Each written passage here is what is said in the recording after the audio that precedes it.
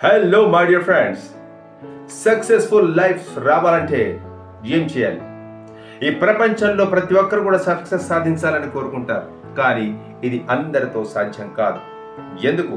దీనికి గల కారణాలు ఏమిటి? దీన్ని మనం అర్థం చేసుకోవాలంటే ఒక చిన్న ఉదాహరణ చూద్దాం.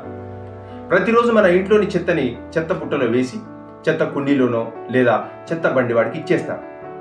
ఎందుకంటే చెత్తను ఎక్కువ రోజులు ఇంట్లో ఉంచుకుంటే అది మురికి కంపు కొట్టి ఇంట్లోని వారికి అనారోగ్యాన్ని తెచ్చిపెడుతుంది. అందుకని ఆ చెత్తని బయటికి పంపించేస్తాం. అంటే మనకు హాని కలిగించేటువంటి ఏ వస్తువును కూడా మనం ఇంట్లో ఉంచు బయటికి పంపించేస్తాం. అవును కదా? అలాగే నీ మెదడు అనేటువంటి బుట్టలో చెత్త ఆలోచనలు ఎందుకు ఉంచుకుంటున్నావు? నీలో ఉన్న నీ జీవితానికి నాశనం చేసేటువంటి ఆలోచనలన్నీ నీ మెదడులో ఉంచుకుంటే అది నీకు అడ్డంకులుగా మారుతుంది. నీ విజయాన్ని ఆపేస్తాయి. నీ విజయాన్ని ఆపడానికి నీలో ఉన్నటువంటి ఆ చెడ్డ ఆలోచనల్ని ఇమ్మీడియట్గా తీసేయాలి.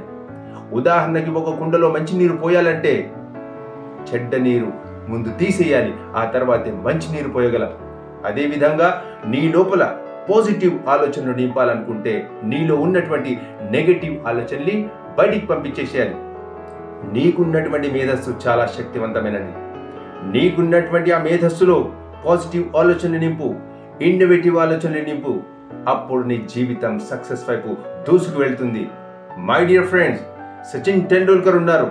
తన యొక్క పాజిటివ్ యాక్టివిటీతో ప్రపంచాన్ని జయించినటువంటి విజయాలు మనం ఎన్నో చూసాం. నీ జీవితానికి కర్త కర్మ క్రియ నువ్వే. నీ భవిష్యత్తు నీ చేతిలో ఉంది. నీ మేధస్సును ఉపయోగించుకో, నీ ఆలోచనల్ని మార్చుకో, నీ జీవితం మారిపోతుంది. One idea can change your life. Thank you very much.